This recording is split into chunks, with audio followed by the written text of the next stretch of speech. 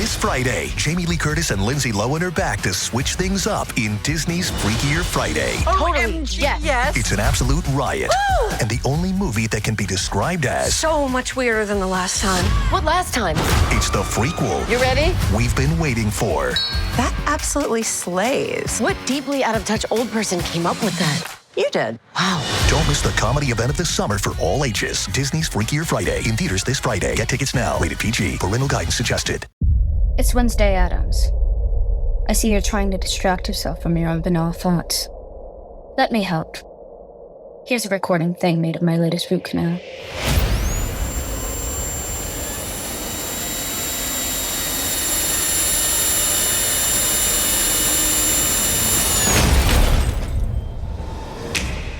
Wednesday, Season 2, begins August 6th, only on Netflix. It's back to school season, and Clorox is donating 2 million disinfecting wipes to classrooms across America. Because back to school means things can get a little bit messy. Just ask kindergarten teacher Miss Gibson. Give me just one Clorox wipe and I'm ready for glitter glue, exploded lunchbox yogurt, peanut butter handprints, runny noses, picking noses, rubbing noses. Touching noses. Thank you, Edward. Ooh, nap mats and lockers and tissue boxes. And Clorox scissors. disinfecting wipes. Teacher's #1 wipe. Clean feels good. Based on unit sales data. Pie in the Sky Media. This series contains adult language and descriptions of graphic violence throughout. Listener discretion is advised.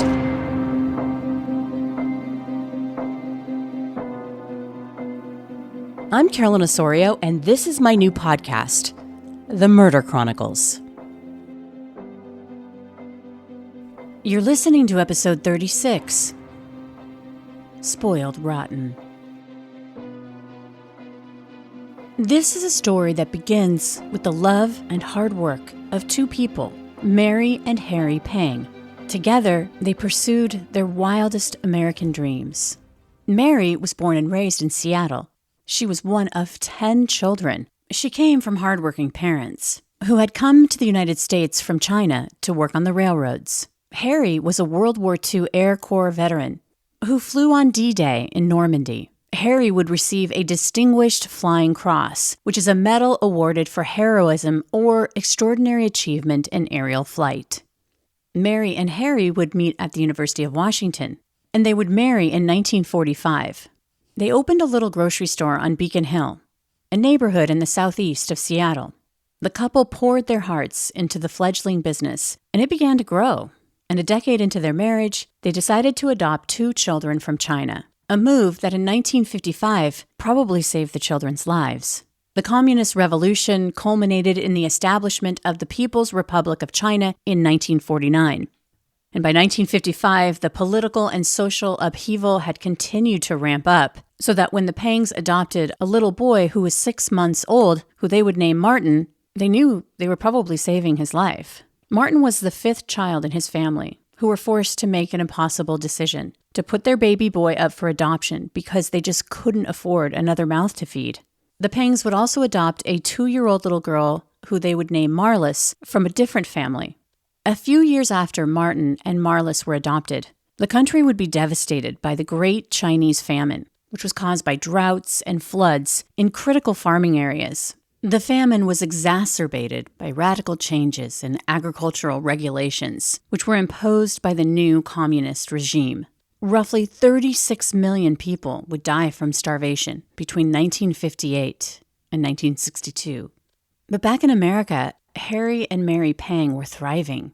They now had 2 children and their grocery store was booming. But they were always looking for new opportunities, so when Mary's sister, Ruby Chow, said she had an idea for a new business, they were all ears. You see, by then, Ruby was already a proven commodity. She was a successful business owner. In 1948, she'd opened Ruby Chow's, the first Chinese restaurant outside of Seattle's Chinatown, and the place became legendary. A magnet for visiting celebrities and a place for the political and business elite to schmooze and hang out. And Ruby was considered a rising star with a talent for recognizing opportunities in business and relationships. Like Bruce Lee, who actually worked at her restaurant. Here's Ruby Chow describing her first encounter with a young Bruce Lee after he visited Seattle's World's Fair in 1962. Bruce came up to Seattle to see the fair, and he liked it very much. Then he told me he wasn't shy about it. He told me that he wanted to prove to his father that he could go to university without him, and would I let him stay with us? And he's a very smart young man, very talented one, and a very handsome young man, and very resourceful.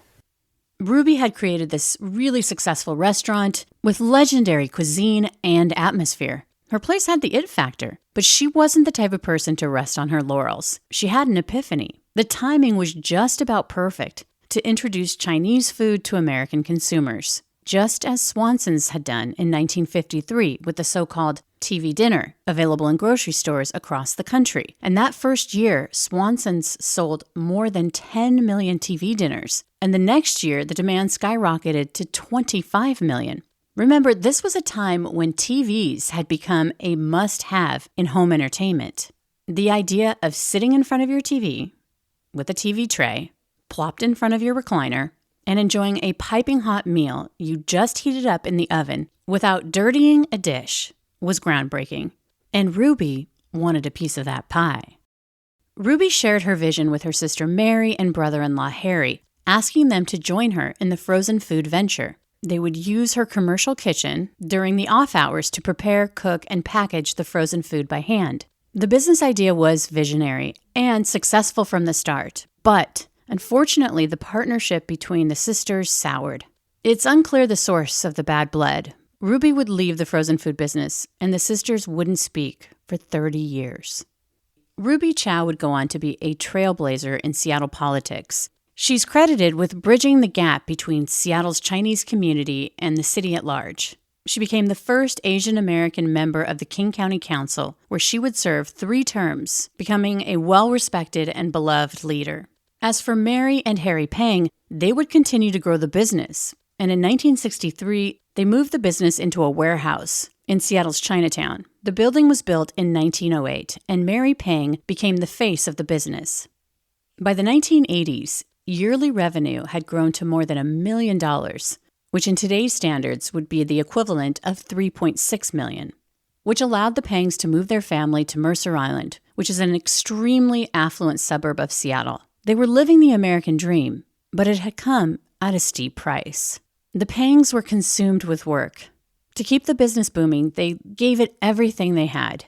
Both Mary and Harry worked 7 days a week, and over the years, a sad dynamic had formed. A source close to the family would tell me that Martin was extremely favored from the moment he and Marlis were adopted.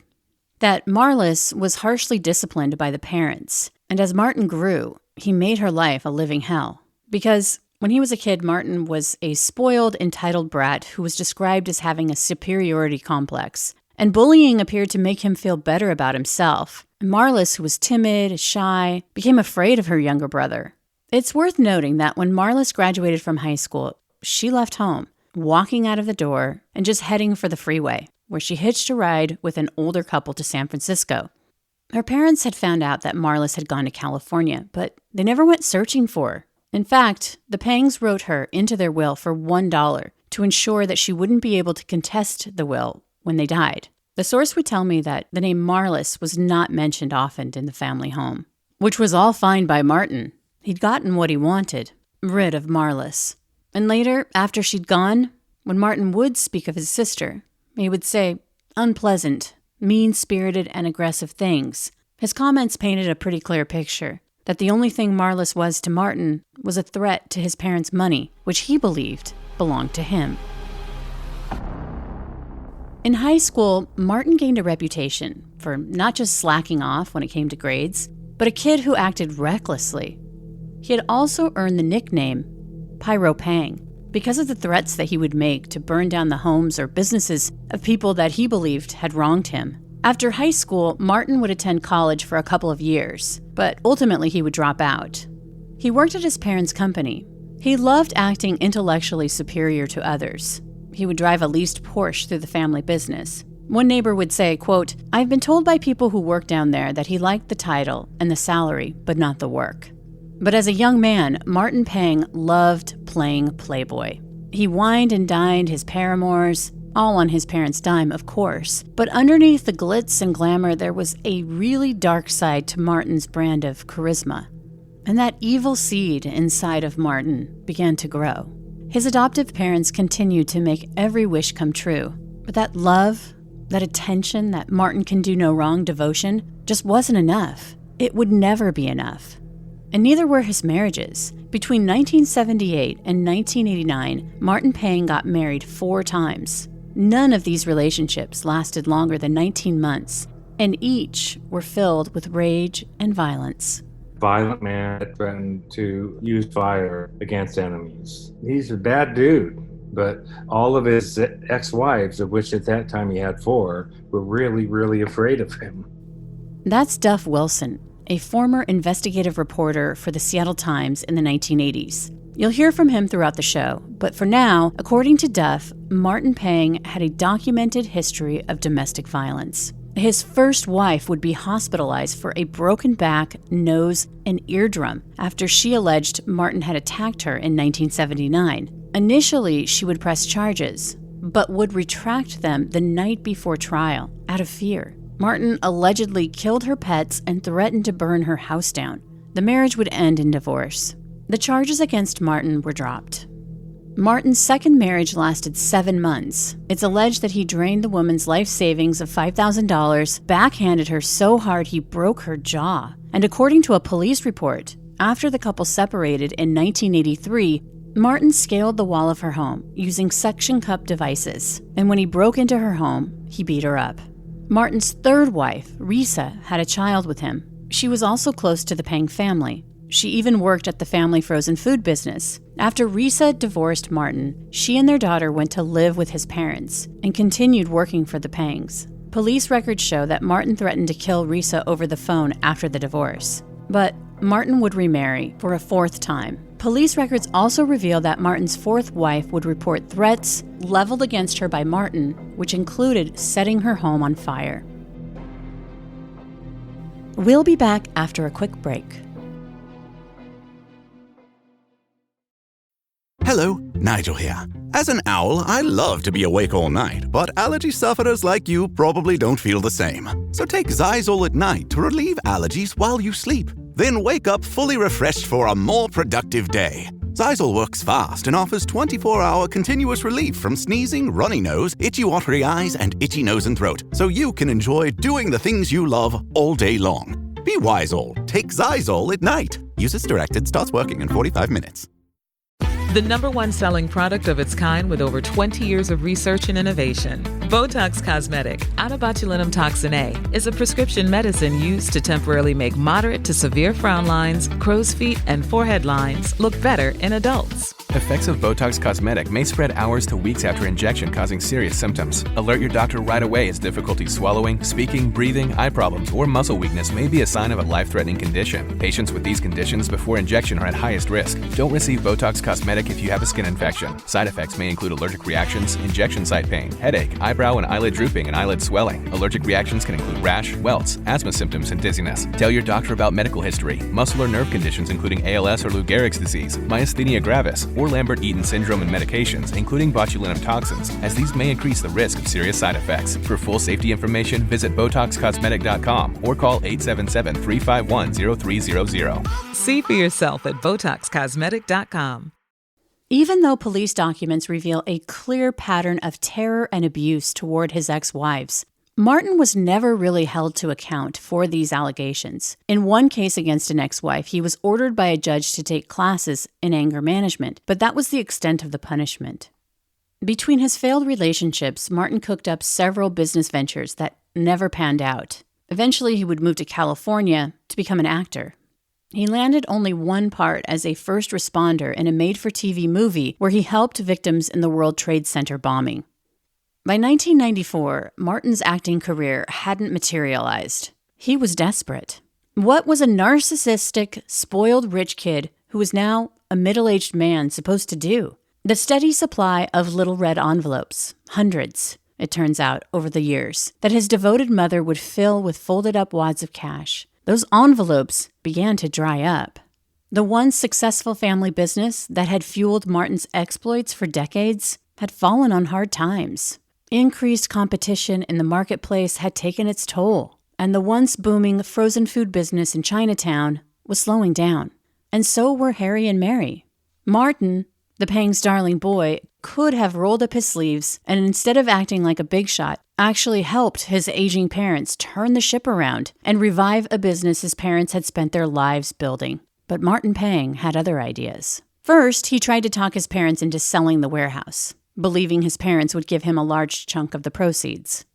Why wouldn't he believe that? His parents had only ever showered him with anything and everything. Fancy clothes, fast cars, elaborate trips, boat and airplane rentals. His whole life he'd been a taker. But for once, his parents refused him. And that made him angry. That just didn't sit right. And what did Martin's high school chums call him? Pyro Pang? His parents saying no didn't sit right with Pyro Pang. All it would take was just one match. And by torching the warehouse, the insurance money would restore Martin to the lifestyle that he was accustomed to. If his parents weren't going to sell the warehouse, then he'd burn it to the ground for insurance money.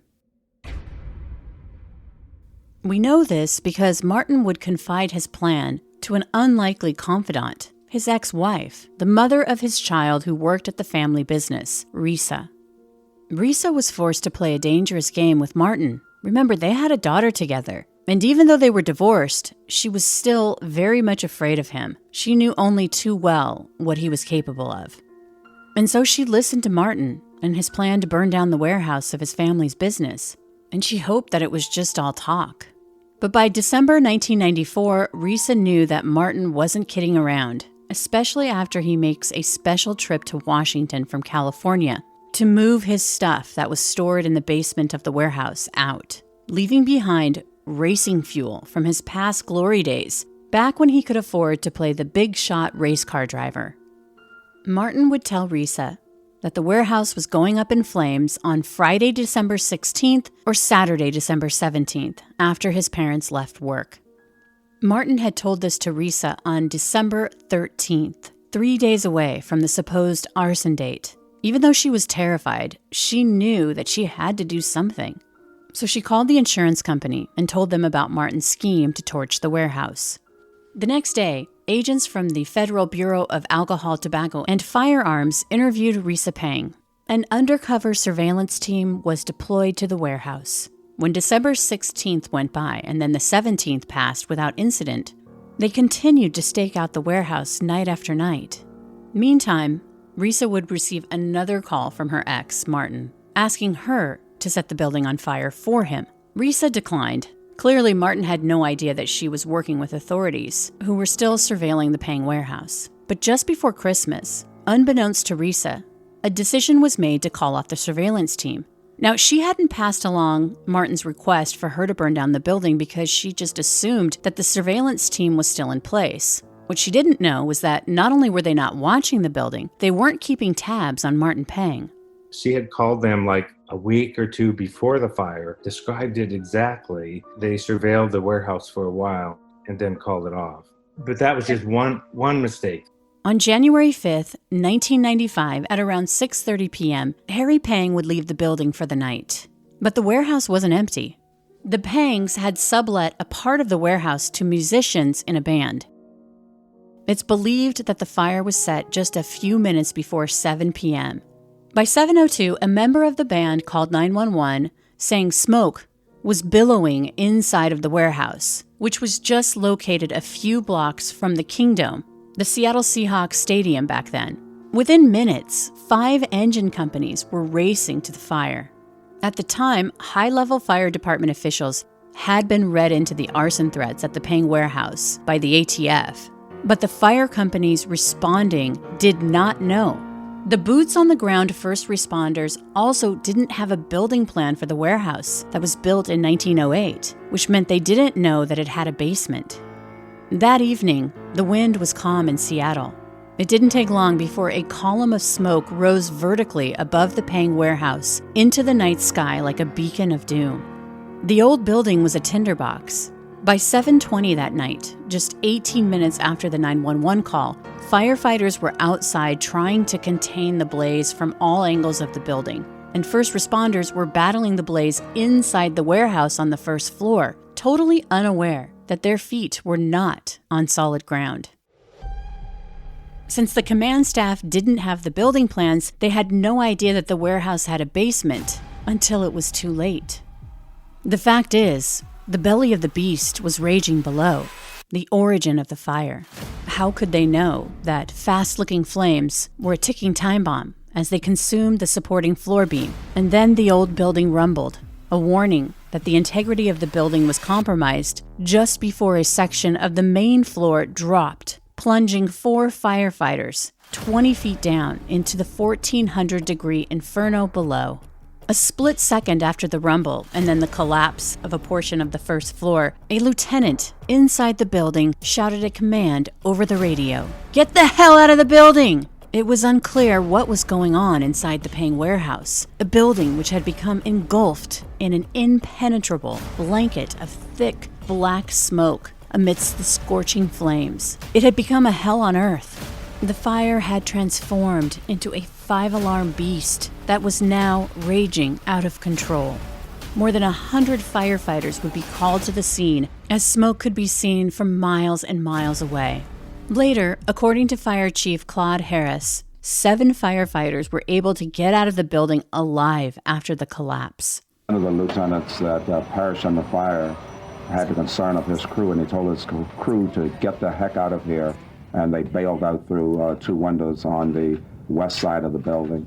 That's some of the heroics that were exhibited at that fire last night.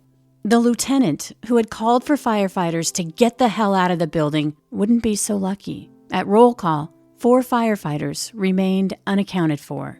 It would take 3 days to recover all 4 bodies of the firefighters who'd lost their lives battling the blaze inside the Pang warehouse.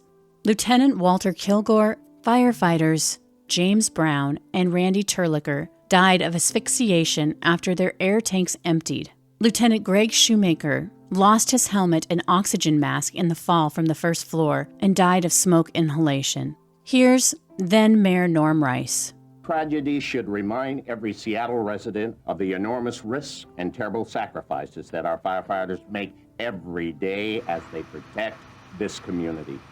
Thousands would gather outside, along the city streets. It was as if time stood still as they watched the funeral procession. Inside the church, the funerals of the fallen firefighters was televised.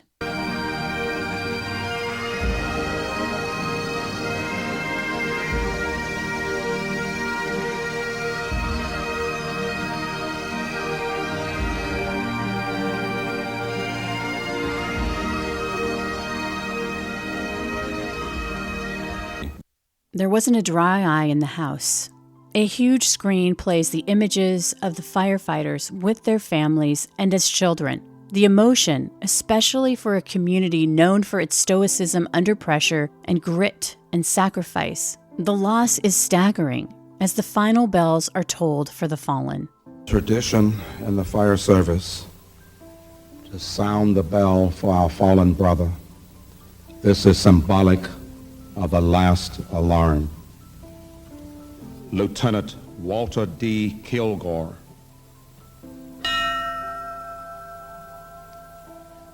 Lieutenant Gary A. Shoemaker.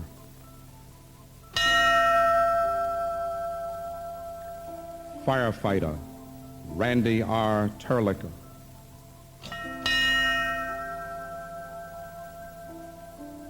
Firefighter James T. Brown.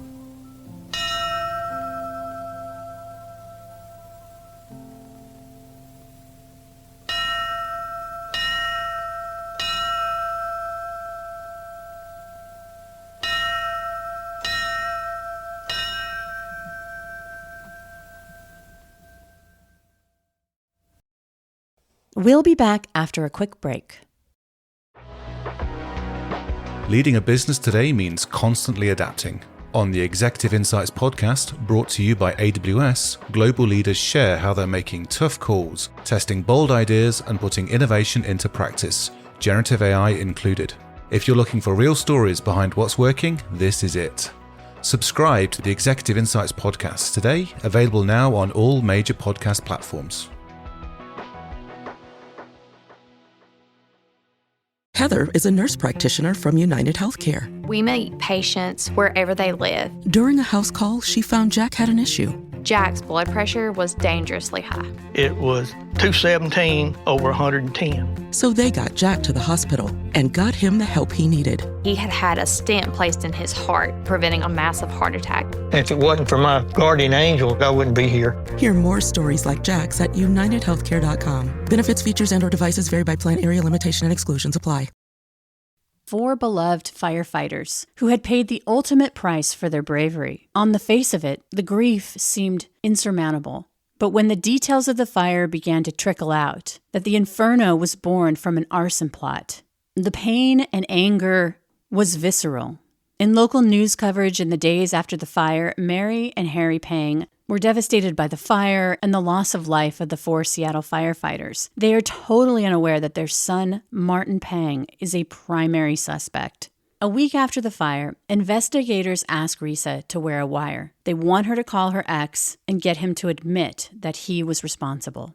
The first call, Martin tries to play it cool, saying he was just joking about his plans to burn down his parents' warehouse for the insurance money. The second conversation, he said even less. And by the third, he wanted to cut all ties with Risa.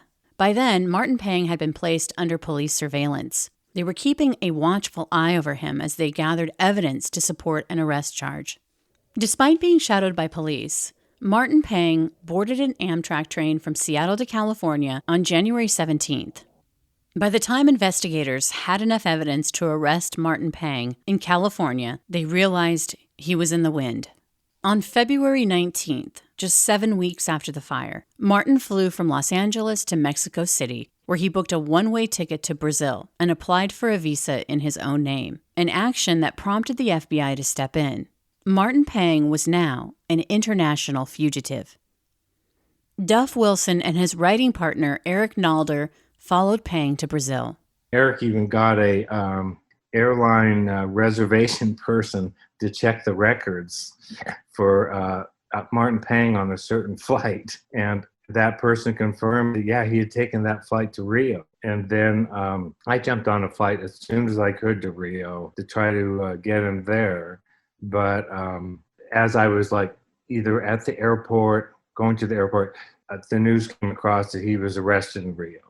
So it wasn't going to be that easy to talk to him. When I got there, though, I met this guy, Manuel Montoya, who's a fascinating character in this. We'll get to Manuel Montoya, but for now, King 5's Linda Byron would get an exclusive interview with Martin in Brazil. There, he denied any involvement in the arson. Heard about the 4 deaths of the firemen. I cried. I think of my family and what would have happened in those shoes.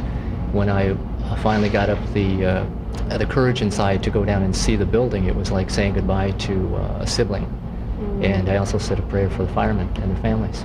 Martin explained that he was the victim, that he fled to Brazil because he was being falsely persecuted.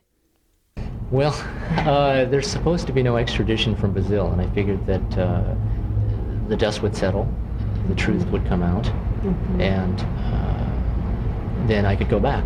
Basically, I was running scared because I was being railroaded, still am. Martin's move to Brazil was strategic. In 1995, Washington state law allowed for a first-degree murder and arson charge if a firefighter's death was a result of arson, which meant it didn't matter if the arsonist hadn't intended on killing anyone. In Brazil, that law doesn't apply. When Duff was in Brazil, he met with Martin's friend, Manuel Montoya. Remember, he was looking to find Martin Pang to interview him.